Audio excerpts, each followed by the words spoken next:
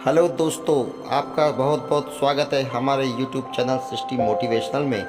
दोस्तों, वीडियो को लाइक कीजिएगा और चैनल को सब्सक्राइब जरूर कीजिएगा और बेल आइकॉन को प्रेस करना बिल्कुल ना भूलें, ताकि आने वाली कहानियाँ सबसे पहले आप तक जल्दी से जल्दी पहुँचे। तो आइए दोस्तों, देर न करते हुए चलते हैं आज की नई कहानी की ओर। हेलो दोस्तों, मैं प्रियंका और यह मेरी एक सच्ची घटना है जिसको मैं आज आप सभी को सुनाने जा रही हूँ। और अब मैं थोड़ा अपने बारे में बता दूँ कि मेरा नाम प्रियंका है। मैं बिहार की रहने वाली हूँ। मेरी उम्र 25 है और मेरे जिस्म का हर एक हिस्सा अपने पूरे आकार में ढला हुआ है। मेरा रंग गोरा, लंबाई 5 फीट 5 इंच। और अब मैं अपनी कहानी शुरू करती हूँ। यह कहानी तब की है जब मैं 21 साल की थी और जब मेरी शादी हो गई थी। लेकिन मेरी विदाई शादी के 3 साल के बाद हुई, क्योंकि हमारे यहाँ गौना की परंपरा है जिससे शादी के कुछ दिनों के बाद विदाई होती है। लेकिन दोस्तों, जब मैं 18 साल की थी तब मुझे काम कला के बारे में थोड़ा थोड़ा पता चलने लगा था और मैंने कई बार छुप छुप कर भैया भाभी को भी मज़े करते देखा था।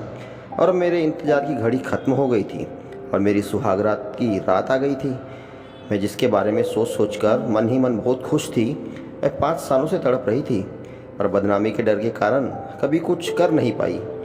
बस गाजर मूली से ही दोस्ती रखी। आखिर वो रात आ ही गई फाइनली।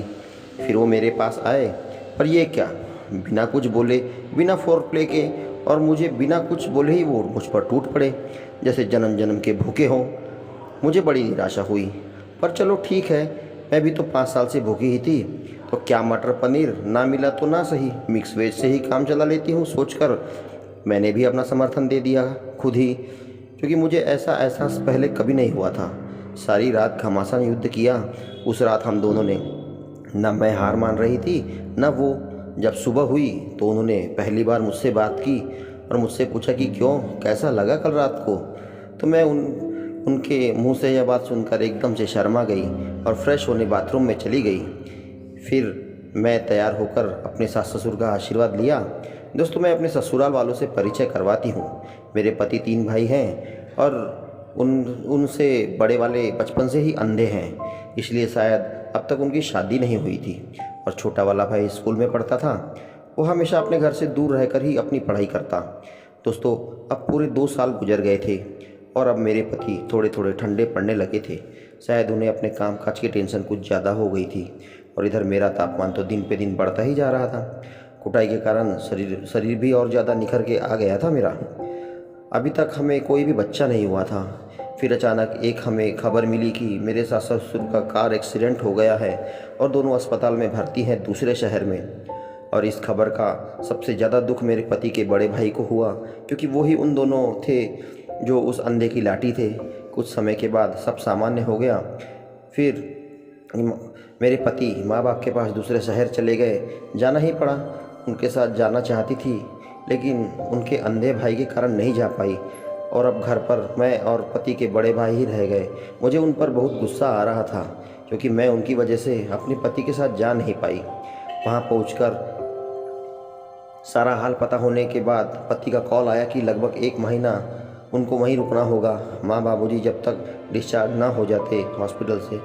मेरा मन बहुत उदास हो गया कि मैं अकेली क्या करूँगी अब इस सूरदास के साथ। यहाँ भट्टी में आग लगी पड़ी है और मेरा हैंड पंप तो दूसरे शहर में जाकर बैठा है। और अब गाजर मूली बस सलाद में ही अच्छी लगती थी मुझे।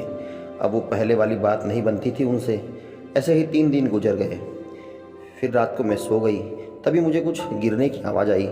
वो हुआ क्या था कि सूरदास जी बाथरूम में गिर गए थे। मैं भागी भागी गई और उनको उठाया। मैंने पूछा कि क्या हुआ, तो वो बोले कि सुसु करने आया था और मेरा पैर फिसल गया और मैं गिर गया। बहू, तुम मुझे प्लीज़ कमरे तक पहुंचा दो। मैंने उनकी मजबूरी को देखकर उन्हें उठाया तो नज़र काले नाग पर पड़ी। हाय राम, इतना बड़ा नाग! मेरे तो रोंगटे खड़े हो गए। ऐसा नाग, ये तो बाप रे! अचानक कैसे कैसे ख्याल आने लगे थे मेरे मन में, लेकिन उन्हें कुछ नहीं हुआ। शायद अंधे होने के कारण उन्हें उसका ज्ञान नहीं था।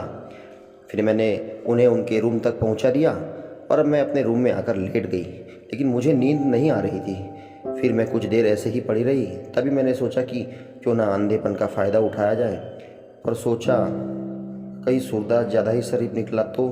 और मेरी पोल पट्टी सबके सामने खोल दी तो फिर क्या होगा। काल पर काले नाग को देखने के बाद अब तो उसको पटक के मारने का बहुत मन कर रहा था मेरा। कुछ भी हो, मुझे इस मोटे काले नाग का फन कुचलना ही था। सुबह उठकर घर का काम कर रही थी। काम वाली बाई आई। मेरी सासू माँ रोज़ मेरे अंधे जेठ यानी सूरदास की मालिश करती थी पैरों की। कुछ होगी प्रॉब्लम, मैंने कभी पूछा ही नहीं, ना ही ध्यान दिया। पर अब मेरी सासू माँ के नहीं होने से सूरदास की मालिश काम वाली बाई कमला कर रही थी कुछ दिनों से। बीबी जी कुछ काम है क्या? मैं बाबूजी को तेल लगा कर आ जाऊँ, कमला बोली। मैंने कहा हाँ लगा दो, अभी तो कुछ काम नहीं है मुझे। वो मेरे जेठ के कमरे में चली गई और दरवाज़ा बंद कर लिया। मैं अपने काम में लगी रही। मैं किचन का काम निपटा कर अपने रूम में जाने लगी तो ख्याल आया कि अरे कमला अभी तक क्या कर रही है, इतनी देर हो गई। माँ जी तो 5 मिनट में लगा देती थी तेल। मैंने जाकर देखना चाहा तो दरवाज़ा बंद। साला ये क्या चक्कर है, समझ नहीं आ रहा था मुझे। रूम का दरवाज़ा पुराने ज़माने का था, जिसकी झिरियों में से अंदर देखा जा सकता था।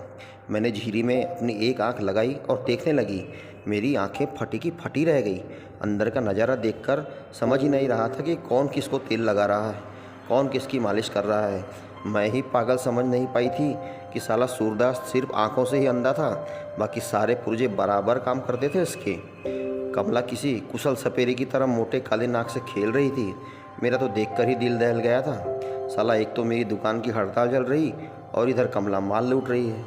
मुझे तो अपनी काम वाली बाई से ही जलन होने लगी थी। मैं हॉल में आकर सोफे पर बैठ गई और प्लान बना लिया कि आज क्या करना है।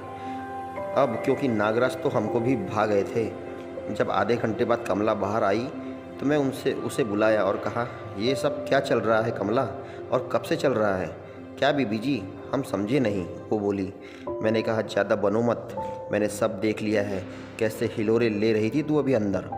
वो एकदम से सकपका गई और डर गई। वो रोने लगी, गिड़गिड़ाने लगी। बीबी जी गलती हो गई, आगे से नहीं होगी, आप किसी को मत बोलना। मैं गरीब हूँ, अगर काम से निकाल दिया तो बच्चे क्या खाएंगे, और मेरा शराबी पति तो मार डालेगा मुझे बाबूजी ने कुछ पैसे दिए ये करने को, तो मैं लालच में आ गई।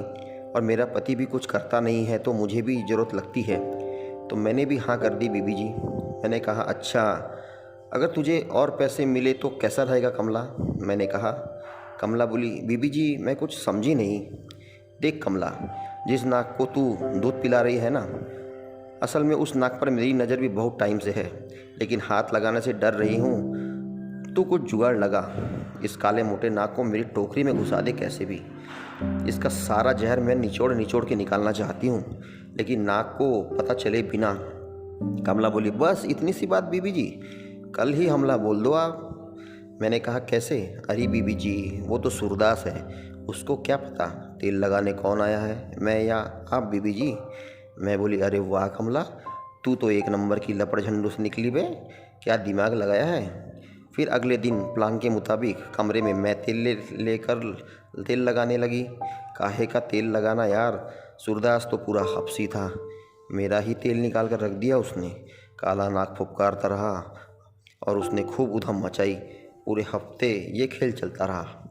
एक दिन कमला काम पर नहीं आई तो मैं जेठ जी के ने आवाज़ लगाई कि बहू जरा तेल लगा दो। जेठ जी ने कहा। मैं पहुंच गई लगाने तो सूरदास का तापमान बढ़ने लगा। वो मेरी जल तरंग को अपनी उंगलियों से छेड़ने लगा। मैंने बोला कि जेठ जी क्या करते हो? मैं कमला नहीं हूँ। सूरदास हंसते हुए बोला अरे प्यारी बहू रानी, तो रोज़ कहाँ कमला होती है जब मैं बाजा बजाता हूँ। मैं अंधा हूँ बहू रानी, बेवकूफ़ नहीं हूँ। तेरी महक तो मैंने उसी दिन सूंघ ली थी जिस दिन तुमने मुझे बाथरूम से उठाकर कमरे तक छोड़ा था। पिछले 5 दिन से तू ही ऊपर बैठकर आकाश झूला झूल रही है मेरे, मुझे सब पता है। पहले दिन ही जान गया था मैं। फिर हम दोनों हंसने लगे। अब सारा राज खुल चुके थे तो सारे पर्दे भी हट चुके थे। उसके बाद खुल्लम खुल्ला दिन रात प्यार की बारिश होती रही, जिसमें मेरे तन और मन दोनों को सरोबोर कर दिया और ज्वालामुखी सी धधकती प्यासी धरती को जल धारा से ठंडा कर दिया। अब मैं रोज़ मटर पनीर भी खा रही थी और अपनी मिक्स वेज तो थी ही। अब मेरे दोनों हाथों में लड्डू हैं। दोस्तों ये थी आज की छोटी सी कहानी। प्लीज़ वीडियो को लाइक कीजिए और चैनल को ज़रूर सब्सक्राइब करें। धन्यवाद।